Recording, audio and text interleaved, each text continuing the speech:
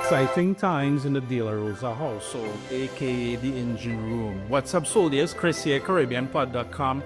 Always a pleasure having you all in the kitchen with me. Today, I have a special guest with me, and before we get to this special guest, you know, around Christmas time, I always not only have a guest chef, but we also do something very meaningful, very close to heart, very tasty around Christmas time. So, I give you Chef Ling. Chef Ling, what are we doing today? Oh, by the way, nice to have you here, Matt. Matt, a pleasure tonight. Thank you for having me. Today we're going to be making something very close to my heart as well. Pastels. Especially during Christmas time, my family always get together and make a bunch of pastels. More than we even know what to do with. So I can't wait to show you the way I make it. No, just to clarify. You're sticking somewhat true to a family recipe, something traditional, and not this nonsense we've seen with corned beef from a tin, right? No corned beef, but it's a little different than you know. There's no ground beef in this one. It's a little different. This is the way that I learned to make it with my family. So it's a little different, but no corned beef in this one. All right, love it. So, let me jump into it. Let's jump right into it. Because the first thing first, I want to say there's a big surprise at the end of the video, so stay tuned until the end. To the end. The man said it. All right, let's get going. Let's start by prepping the bed. Yeah, man. Right. So we have to start with shadow bed. Yeah. You can be a Trinibagonian and not use shadow bed. Exactly. A little bit of shadow bed in everything. Everything. Especially when you're making pasta. Do you find there's a difference in taste from the actual shadow betty that's we know and the Asian one? Yeah, I guess they call it cool on show. But what I do find, and I'll say a question more specifically, piece. Yeah. So there's three things, right, that we pointed out when it comes to the differences. One, you get the soapy taste. Two, these flavors that are strong. And three, the shelf life is not as strong. So again, another reason to go out and support these local farmers on the Caribbean via the Caribbean grocery stores. Yes.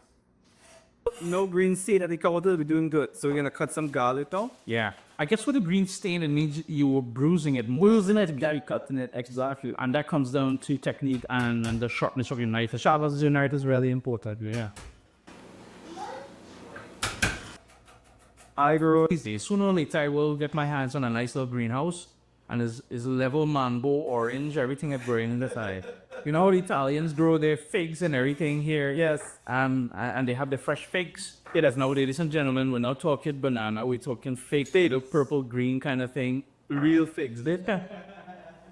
But, yeah, the goal is, or the dream is to have that. So, if you're watching, they'll win the lottery. Yeah. Look on it, boy. No, please, that's what we know. You don't see how greenhouse at all. Yeah. That's the gas, kind of much. All right, so strictly beyond garlic, we've done that shadow ready. What else do we have on the agenda here? We need to get the onions and celery going. Onions are just the best flavor to start any dish. Love it. I guess it's all about texture as well, too, right? Because we will add that texture later on once you start working with a piece of beef, right? Oh yeah. I mean, it's a huge difference when you want to use beef than ground beef, right? It just comes down to quality of what you're doing. Yeah. I mean, it's nothing or that. If you use ground beef, I'm not saying it's bad. I'm just saying it's never going to be the same as if you're using, like we're using a triple cut beef. Yeah, and I've had, over the years, I've had terrible pastels. And one of the things I judge a pastel by is, one, the outside texture of the cornmeal. Yeah. And very difficult to get filling. And the filling is, well, yes, too. But what I was going to get at is, sometimes with the ground beef, they leave it too chunky. And it becomes, we have a term in Trinidad, we say it hoxy, where it's dry on your throat. Exactly. Dry on the palate. And that is courtesy of that ground beef. So I can understand where you're coming from. And we'll get to that once we start working with a piece of beef. And you'll see, Chef Ling and I, we had a little shoo before, man. Sorry.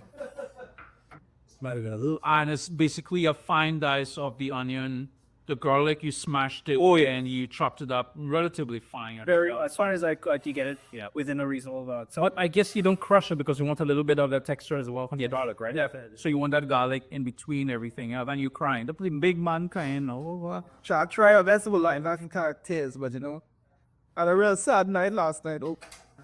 One of the things I like about what I'm seeing so far is prepping in advance because, and I'm sure you will agree with this, Chef, is that once you prep everything in advance, everything just runs smoothly after. I completely agree. Like now, celery and celery. Almost done, almost. But now, the celery we get here in Canada is more about the stems, whereas the celery in the Caribbean that we grow do have more the leaves. Yes, exactly. I think in Canada, if you go to the Asian market, it's called Chinese celery, where it's more about the leaves and everything else. And here's the thing what we're gonna do with this. You don't want to eat this, right? There's not gonna be an oil pasta. We need it just for flavor. So what we're gonna do is because they're big. Oh, okay. So we'll be able to take it out that. Yeah, I think it's more the fibers in that. That's what actually. You know, when I see my children, I think they grow up eating it. They take celery sticks and they dip it in ranch dressing, or in some people use peanut butter. Yes. And I'm like, how can you guys ingest that? That's all I'm tasting is fiber, little tiny little threads. Yes. Throughout that. Yes. So I know exactly what you're talking about.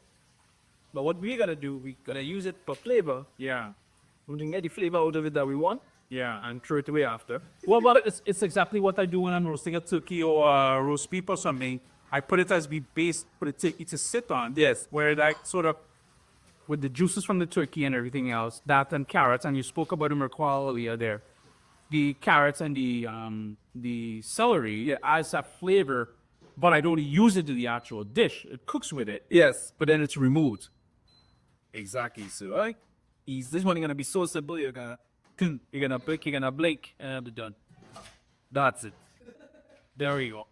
Yeah, grab a plate on the top left there again, chef. That's way little. I was like you. I'm like, a double dip meat is a roti. Cool. A roti is a roti, right? A small roti.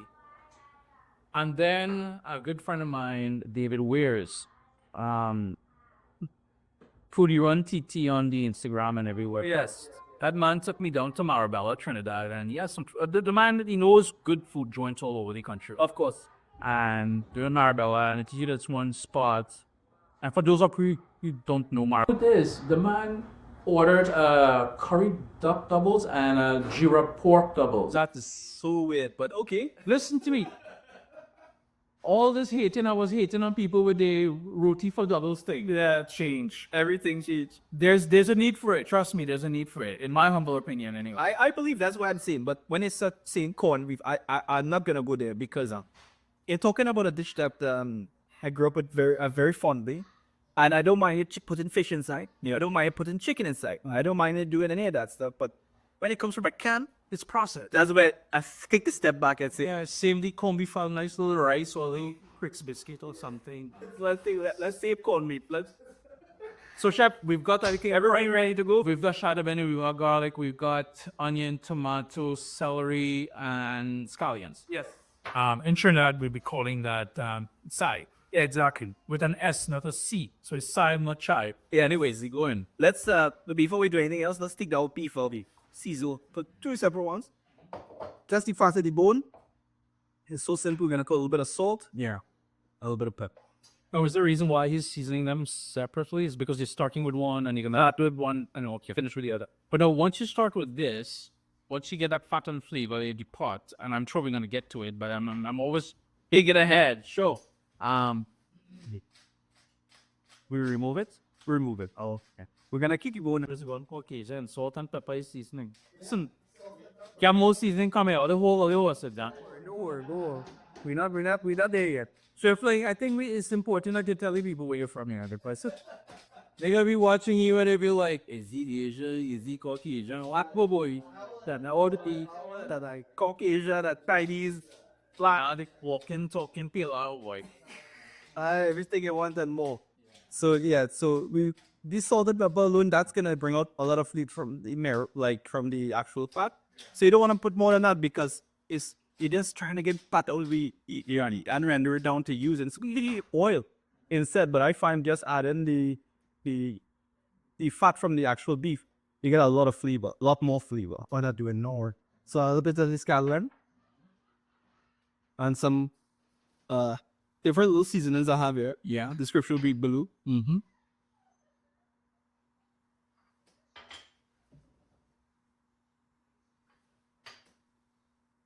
You see, It's still cooperation there, man. Yes, it's all kind of garlic powder, Italian herb.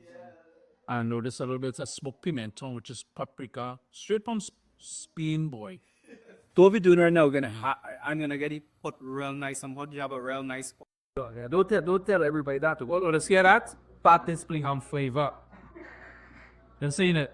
All right, so ready? So we gotta go in here with this meat here. Pip out. Might get up. Oh, by the way, the kitchen was nice and clean, eh? Between stages, I'm just saying maybe Chef Ling could come by ever so often and clean up. I just point up over. Yeah, I like the cookie because when it makes the process a lot easier. When every stage you just steam up, I just find it just easier. Well, one of the things, earlier we spoke about prepping everything else. We have prep here to make the process smooth, to just follow through. So this is all prep, right? All prep. And other side to that as well is to clean as you go, and it's something I've learned over the years. Now we'll give it a little cover. And let it do the sort of a steam saute. Yes. Okay. It's cool, except the bone, yes. And then we're gonna get to browns the last two piece. Exactly. Okay. You can just put this in the rubbish now. Yeah. I'll garbage it. Look how much fat we bought here, and all this back. And that is gonna be. So now we're gonna add in our pieces here, right? This is that's the. We said that's garlic, right? Yeah, this was garlic. Yes. We want to move a little quick because you want to get all these nice you can at the same time. Yeah, to onions.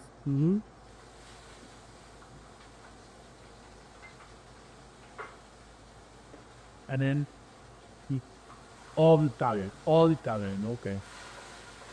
Oh, yes. Tomato, yeah. And the tomato will bring the acidity and sweetness and always thing. Absolutely. The cooking is all about balancing all those flavors, right? Exactly. So now what we gotta do here? That's the good stuff.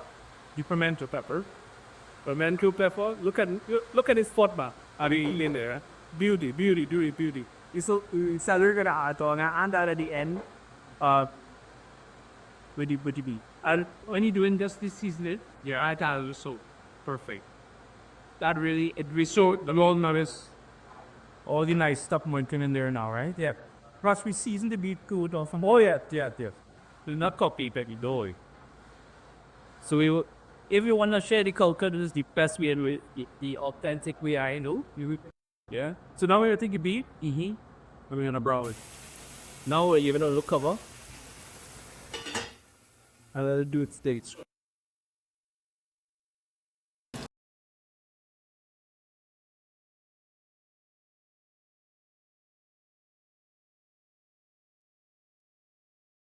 So just balls of it there.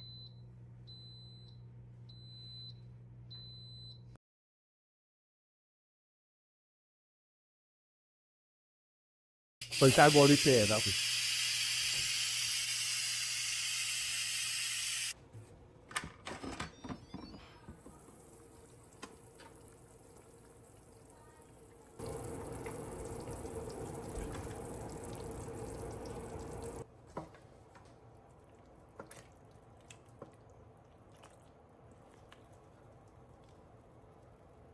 We could take your bone out too, and yeah, we could.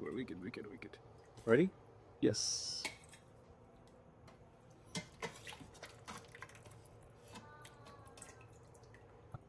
To show how tender it is. Perfect.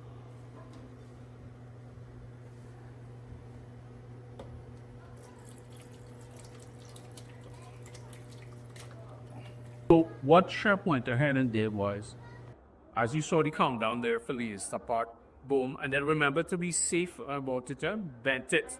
He showed me how to vent it, right? Yeah, vent it properly when the hot air comes out, and then what happened was, so cut all the big pieces of the celery, right? Right. Of course. And then what do we have here?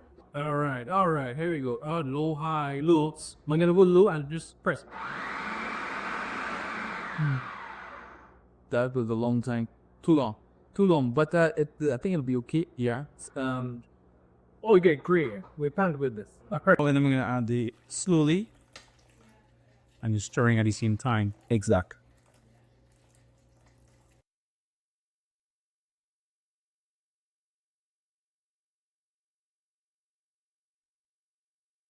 Release. Boom. Press it down. And that's it. That's all. You can Press it a little bit more. press it a little bit more, or the next batch you can go with a smaller Bowl. ball. Exactly. So now we have the The sort of envelope that yes, you're using. the envelope. Exactly. Thank you. We're gonna put the meat in there. We don't want to be stingy with the meat Okay. because we want to get a perfect bite every time. So a combination of the masa, the meat, and everything else with every bite, right? Exactly. Yeah, because sometimes you buy, I keep saying I buy because I do buy pastel from time to time. And it's level, though you eat it on the corners, but Exactly. no, So why bother? Exactly. So what we do here to make that a little better, we fold the sides. So you're right up to the Meat. looking meat right now. Right. Okay. Fold the next side. Mm-hmm. And then just release.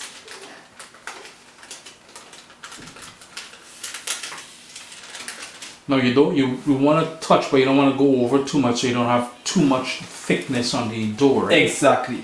Right. And then the last one. Look at that. Perfect little envelope for you. Yeah. Now, you take your banana leaf, put it on one side. Well, But no, back in the old school days, that would go on an entire leaf of banana. Exactly. Now, with the banana leaves, where do we source them in North America, Chef? You will get this at another Asian grocery store, or you can also get it at the Caribbean grocery stores. But the one at the Chinese grocery store or the Asian grocery store, you have to make sure to go to the frozen section. The frozen section. And what you did was you allowed it to thaw completely and you gave it a good wash. Exactly. You have to wash it because if not, I don't know. I just like to wash it. I'm not sure why, but No, I noticed you're doing something a little bit different. You're putting the leaf, banana leaf, which we know add a bit of flavor as well from the outside as well, so we have a banana leaf flavor. But you're putting it on top and the bottom. Yes. What's next though to keep it to be able to steam it? And it's very important that we emphasize that these are steamed, correct? exactly. So you want to put them in aluminum foil. Yeah. And the way I do it, or the way I learned to do it with my family, is you fold it, you get the two ends together, Yeah. and you're gonna fold it down like a Christmas present. So you look. Done. It's done. It's been a long day because, we have about 5 cameras here, a lot of lighting, a lot of setup, a lot of stopping and going. The point is I'm trying to get to you. It took us a while, but it won't take you too long to put this together. It's just that we had to film and stop and taste and smell and everything. Exactly. So I think in total the process will be about 2 hours. But Chef, before we continue, Yeah. what's going on with the leftover sort of... Surprise? No, the nice. gravy, the sort of... Oh, the gravy, Yeah. the gravy. Guess all what? that liquid that was left. I'll leave that with you, Chris, because I think that you can make a nice soup with it. And that's exactly what I'm going to do. I'm going to add some potato in it. I'm going to add some fresh thyme and ginger and stuff like that in there. And I'm again a confitting soup. So you've seen. Yeah, exactly. Well, I hope that you really enjoyed that. I know you're going to enjoy it because that broth alone had a lot of flavor in it. It did, yeah. So I can't wait for you to try these pastels here. So 20 minutes later, right? 20 minutes later. And again, we had them vertically. Vertically. Yeah. So you're pulling that out now. Yeah. I'll put And here for you. Mm-hmm. one here for me. Hey, I'm gonna give you that one. Alright, cool. Yeah. So now I guess you gotta be careful when you're opening them up, obviously because they're hot. Definitely. And normally you eat it with like chow chow, pepper sauce, but for just the sake of eating right now and eat it just the way it is, Yeah. you get the flavor. Yeah, and there's nothing better than the naked version of it. Naked version, yeah. After you can enhance it, I remember going to a friend's home. Yeah, and the color is off because again we use the white cornmeal, right? But the smell of the banana leaf brings me back, boy. And it had cornmeal as well too. Yes. I remember about 25 years ago, so I used to visit my cousin who was still when I first moved to Canada. and she married a guy from El Salvador, and she would make a chicken version of this. There was a different name to it. I can't remember if it was papusa or whatever it was called. Yeah. Enchilada, maybe? I'm not sure. I will Google it and put it right here. Yeah, but bro, the smell and everything. Right? May I? Please. Yeah.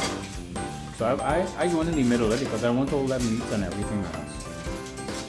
Fresh made, not frozen from the fridge kind of thing.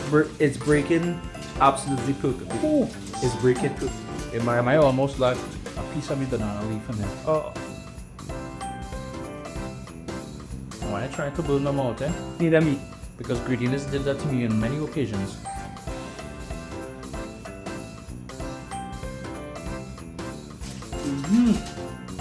Listen, chef, I understand the beef technique.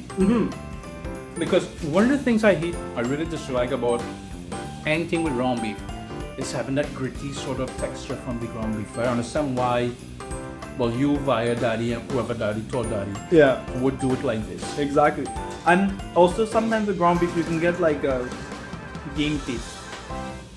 A metal taste. Yeah, and I don't really like that. So this is ready. What I expected to be and happy with. So I like the balance, first of all. The caper combined with the sweetness of the raisins. Yes. And of course the olive will bring another thing too. Exactly. And we have all that flavor from the meat. Now, here's the thing. I know there was only water and butter on the sort of outside, the sort of envelope of it. But what happens is during the steaming process, it seems as though the interior starts to make its way to the outside. Yeah. And then that flavor there. Yeah, I completely agree with you. I think it's exactly what we're looking for. It came up perfect in my opinion. I'm very happy with this. And are you ready to tell them the surprise now? What's wrong? 1 second, say it. Mom, we're still doing two and talking at the same time. Listen, don't ever give me a plate of food and then tell me to talk, alright? But the big surprise. Chef, you tell them. The big surprise, you don't have to make this at home. We can make it for you. And if you're in the Greater Toronto area, we'll deliver it to you. And we'll try to work out right now some deliveries for shipping. But you know, there's a strike right now in Canada, so that may not happen this year. But we'll try. And please click the link below or go to the websites. We'll be updating all our social media, so go to our social media. And if you're coming from my page, I didn't even say this from the beginning, but the very end is best time anyways. This is Chris from CaribbeanPot.com. I'm so blessed and grateful for him to have me here in his kitchen to cook for him.